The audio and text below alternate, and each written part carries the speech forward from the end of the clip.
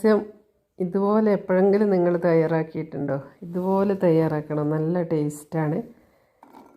അപ്പോൾ ഇതിലേക്ക് കൊച്ചുള്ളിയും വെളുത്തുള്ളിയും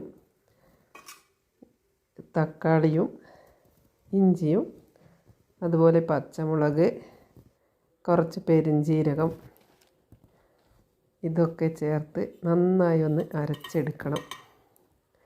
പിന്നെ ഇതിൻ്റെ കൂടെ മഞ്ഞൾപ്പൊടിയും, പിന്നെ ഞാൻ വാളൻ പുളിയാണ് ചേർക്കുന്നത്, പച്ച വാളൻ പൊടി, പിന്നെ മുളക് പൊടി ഇതൊക്കെ ചേർത്ത് നന്നായി പേസ്റ്റ് പോലെ അരച്ചെടുക്കാം. ഈ അരച്ചെടുത്ത കൂട്ട് നമുക്ക് ഒരു മൺചട്ടിയിലേക്ക് ഒഴിച്ചു കൊടുത്ത് തീ കത്തിച്ച് നന്നായി വേവിച്ചെടുക്കാം.